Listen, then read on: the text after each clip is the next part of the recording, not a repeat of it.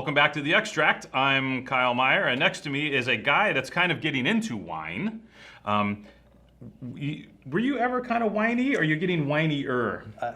I was definitely whiny as a whiny teenager, and I've probably gotten whinier. Yes. I mean, listen, I always loved wine. I had an uncle who was really into Italian wine and started that, and then I just really, it was like a trial and error kind of thing, and as I grew older and stopped wanting to drink like Jim Beam, well, it wasn't really that. I got more and more into it, you know, and the more you learn, it's just it's an adventure. So. Speaking of adventures, nothing like the knowledge that resides in this dome. I was going to say, speaking of adventures in alcohol, probably none have had more adventures in alcohol than the gentleman sitting next to me right now, Anthony Bozza, who famous journalist, writer, podcast. I mean, is there anything you don't do in the world of the written word? Oh, thank you. You keep talking. No, but you've kind of done it all, right? Yeah, You've covered a lot of ground over the last 20 years. Yeah, I mean, I was a staff writer for Rolling Stone. And you can tell Rolling Stone magazine that my last words were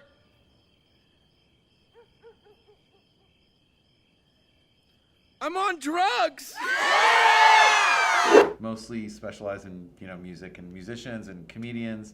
And then with the books, I sort of made a name for myself writing with and about difficult people. That's like one of the through lines, like geniuses that are tough to crack. Right. So I don't know what that says about me. Well, and when we're talking difficult, we're talking like friggin' difficult. Like, and I mean, just off the top, Eminem. I am whatever you say I am. Slash. Yeah. Tommy Lee. Tommy Lee. Wild man, wonderful wild man, but a wild man to keep up with. Right. Yeah. So from a booze standpoint, you probably have substantially more experience than I do. Yeah. Yeah, I guess so. I mean, do you like shots? Yeah, right. No, but see, that's one of the questions I wanted to ask you here today, right? Because besides getting a little know more about you, but just some of the insight into some of the behind the scenes aspect of booze, such as it applies to the rock and roll world. Yeah. Because we see one thing on the outside, right? We see we might see the writers printed online. We might see but is it really just a haze of like just Jack and just stuff, or do some of these cats actually go like Eddie Vedder, like he's a wine drinker, right? Dude's down with it. Have you ever encountered in the wine, in the world, like on the outside this is happening, but on the inside, like these guys retreat back and it's kind of like they got a cellar full of like really rock star wines, or some of them very much so. I mean, Eddie Vedder, wasn't that? I was just talking about that with someone recently. I don't know if it was in a documentary or something, but his wine that he loved was like $8 a bottle. But he had like, his tons of it. Cupboards were full. like you went to get like an extra beach towel, and there's bottles everywhere. Out. Yeah. It's different people get into different stuff. I think generally, it goes with learning about fine dining, and if those guys start to eat well, like a Jack and Coke might not really help the meal out. It might take away from it. I think they sort of start learning. I once interviewed Richie Sambora when I was still at Rolling Stone, and I did this article for Us magazine.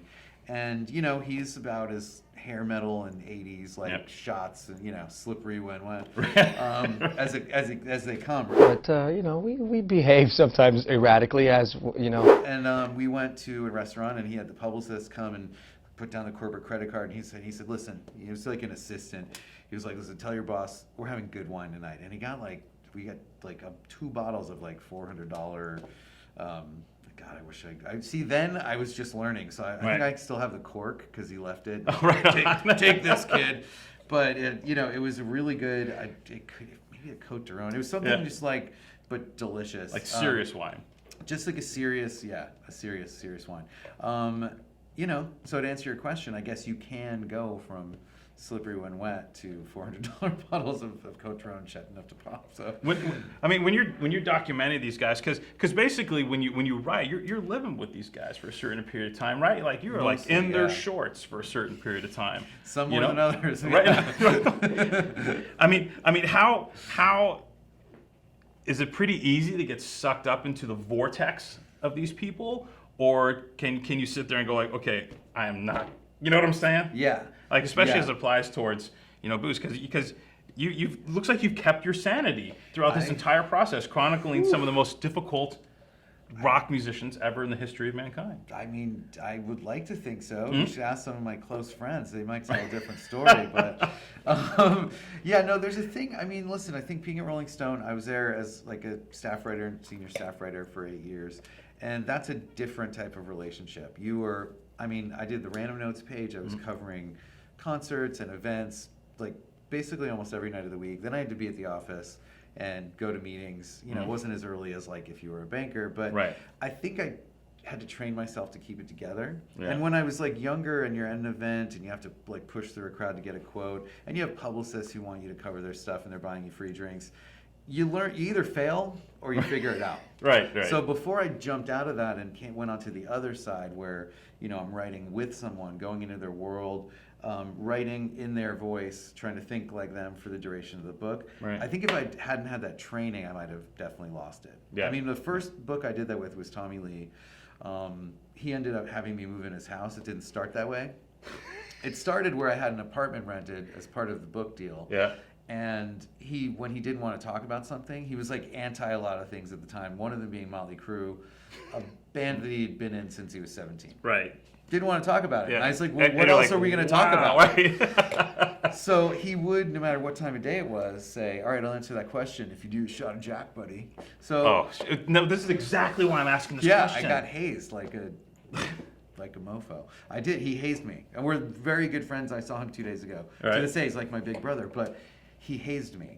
Yeah. He hazed me. And after a week, I was never sober enough to drive out of he lived in like a canyon, like above Malibu. I'm like, I'm never leaving. Yeah. So he finally was like, why am I wasting money on your apartment? I'd love a roommate, bro. And then it was just on. But so your best case scenario was like hitting the record button and going like, okay. Yeah. It was crazy. So that if I was ever gonna lose it, I was very in Tommy's world. We're still very close friends. He wasn't in Motley, so he had all this time, and so many people stopping by. It was just kind of madness. And that was definitely one where when I got back home to my apartment in New York City, I was like, calling my friends who were in their office jobs at like 3 PM. It was like, why aren't you doing shots of Jaeger? When are you out of work? They were like, buddy, you need to calm down. Get your shit together. Get it all together and put it in a backpack. All your shit. So it's together. Yeah. And so that was the only time I think, in my life I was like, all right, I need to recalibrate. And since then, I've been doing this since 2002. I sort of have figured out how to go in and out of it. But I'm not tooting my own horn, but I haven't lost it. I would have lost it already. It definitely hasn't been easy at all times to keep it together and realize that, it's a playland. This is not real. It happens to celebrities themselves. They get lost in their own, this sort of like vapor trail of their own fame and the fun that goes around it. It's very easy to get lost in for anybody. Right. So. But you get almost half a do-over, right? Because you get to go back and redocument, right? You can go back, play stuff back, and there's probably been moments where you've been sitting there in the office, you're playing back, and it's like, whoa. Mm-hmm. Oh yeah. Like, yeah. Whoa. Yeah. Well, I'm going to go back to the Tommy thing because that was one of the most interesting things because he didn't want it to be like any other autobiography. Right. So he let me deconstruct the whole style. Like, I'm a character speaking from the footnotes, correcting him when he's wrong. Yeah. I just put it all in there and it was really fun. But I'm not going to lie, there were definitely times where I listened to a tape where I began the same line of questioning over. Right. Because we were drunk and we had the same conversation twice. Right. And the great thing about Tommy is his reaction was just as genuine. He's like he'd never been asked this before. He was like, "Oh man, yeah." Yeah. And I rewound it. It's like that happened like 7 minutes ago. I'm like, it's not like an hour. I was like, "Oh, bro, I'm so wasted." But the point is, neither of you never noticed. Certainly didn't tell him. I was like, "Great interview last night." He's like, "It was awesome," and I was like, "It was great both times." To myself, I'm like, "Yeah." But that was my first co-write. Right. So I got more pro since then. So you got more pro with wine as well. Yes, I love wine. It's the greatest thing in the world. Are you actually like hunkering down and learning stuff? Are you getting some stuff together? Like you figuring out what you dig and what you don't dig? Have we gotten that far yet? Yes. Yeah. I know what I love. I love Nebbiolo in like any form. That's probably I love it. All the different ways it can be made. I'm learning a lot more about France. I feel Italy was more accessible to me because I had an uncle who's very dear to me who was very into Italian wine. Yeah. And I'm entirely Italian American, both sides. So got a lot of proud people with a lot of Italian wine around. So I learned about that first. And I'm learning like much more about the French stuff and really getting into it. Right. I'm really going deep on Riesling lately. And I was just in Germany not that long ago. Oh my God. Love. And I love the whole the whole biodynamic and skin contact stuff. There's so many crazy varietals. So I'm trying to go deep, but I don't, it's the kind of thing where so many people like yourself are true experts that, to me, I feel like it's more accessible than ever. It's not as intimidating, and it's wonderful to talk about. And wine has always brought people together for like thousands of years, and I feel like it's a wonderful way to talk about it. It's not as intimidating as it was even when I started to get into it. Yeah. So I like all that stuff. So I'm learning as much as I can. I don't ever want to try to throw down on like the details that you guys who do this for a living know, and like use a lot of.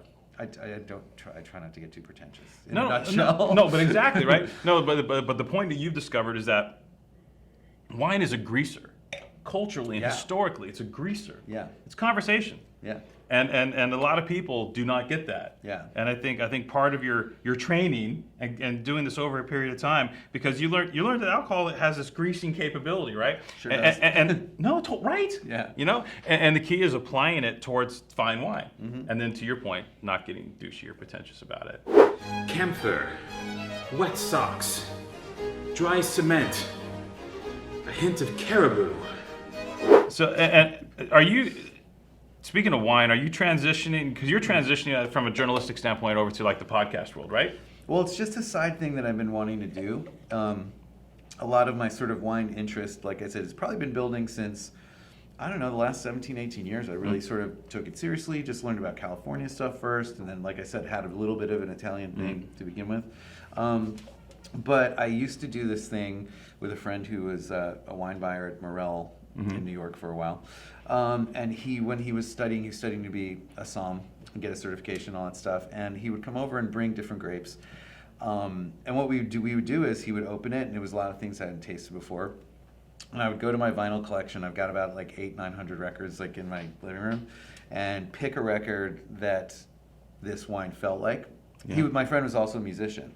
So then we would just, as we drank the bottle, we would nerd out, and it was awesome. Yeah. And I started to realize how fun this was and how cool it was to pair wine with an album or an artist, just vibe-wise. Yeah. And so my dear manager, Sean Daly, I just told him, I kept bringing it up to him. I was like, well, I got this idea, and I trademarked the name Winyl because it sounds good. And I was just like, I want to do this as an interview because for me, I wrote for magazines at a time when people looked forward to magazines coming out. Right. And it was the way that people got information way back in the turn of the century. And so that, I liked doing that because I could do an interview, have cool moments with anybody that I interviewed and share it with people. Now I'm really just doing that primarily with books. Yeah. So if I have a cool interview with someone, you're not going to read it for at least a year. Right. This to me seemed like a way to do what I like, bring music together, and wine, something that I'm learning so much about. Yeah. And these are two things that people obsess over. And I think also music and wine bring people together in the same way. So you put them together, and it's going to make for a great conversation. Yeah. So Winyl, the podcast, is sort of based on that.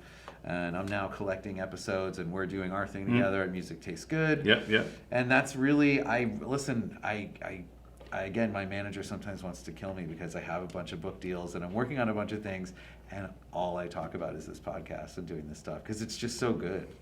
You had a chance to say no. It's too late. It's pretty much, Okay. So that's it. I mean, like, I'm not, leaving it all behind and doing podcasting. Sure, if that works out, I would. Right. But no, I mean, I'll always love writing. That's what I do. But to answer your question, I'm really enjoying this new kind of thing. A different avenue, a different expression, and I think we're preaching to the choir out there. What we discover is that wine and music does have almost kind of the same symbiotic relationship as wine and food. Yeah. Because when you're drinking something, eating something, what's your next step? If you're in the music, what's your next step to making the evening work? Right? You're like, what am I listening to? Yeah, of course. And it's subconscious. But to your point, that's exactly it. Yeah. It's like the third part of the equation. It's like the E equals MC squared. You know, Yeah. the music is a key notion of that. And I like how you said it was about the vibe. Yeah, it Like is. you're not It you're not sets trying to the get tone. literal with it. Yeah, no. It's about the mood. So, you know, it's like pairing. I did a Led Zeppelin sort of pairing the other day, and people might think like big bombastic red. I was like, nope. I did like a skin contact orange. I did a Tavel, like rosé, Yeah. and an orange wine from Greece, because I was sitting down with a very proud Greek person. But, you know, it's just like a mood. I love that there's like white wines that, you know, have as much flavor and presence as a red, that are just huge on flavor, but you look at it and it's pale yellow and you might think like, ooh, it's light and easy. I love that about wine. You can get anything. Also, Led Zeppelin, a rebel wine that people didn't understand, so Yeah. accordingly gets panned by the critics early on, but then maybe gets understood later. True. Yeah. Like a lot of great bands. Yeah, right. Well, we have to do an episode at some point, sir. Yep, I'm game. So I get to come over and play on yours. Yeah. All right. Please. You Let's have do to it. think of your favorite band or album, and we'll go from there. Yeah, not a problem. Yeah. Bring Patrick into it too. The man behind the curtain. You cool, director guy? You cool with it?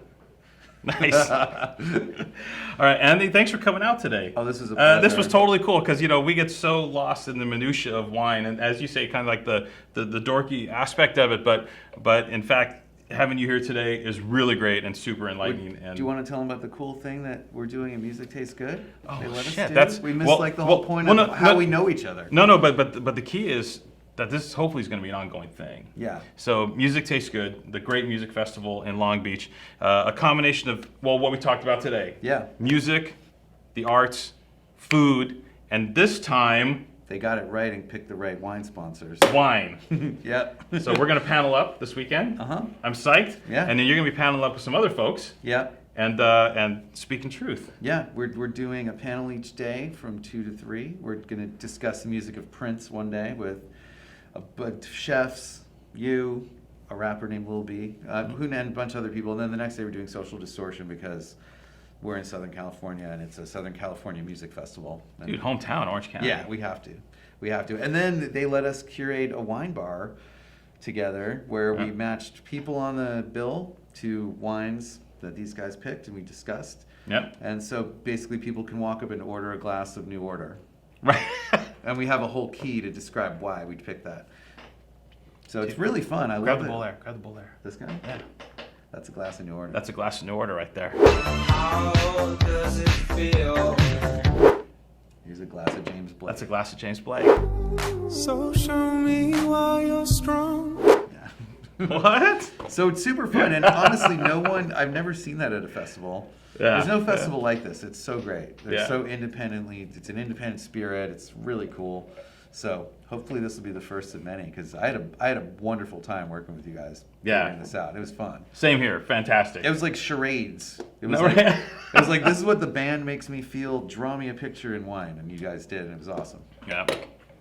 All right. So that Music Tastes Good tomorrow Yeah, and Sunday. yeah. Rock and roll. All right. So Thanks. all right, Anthony. Cheers. Cheers, man. All right, dude.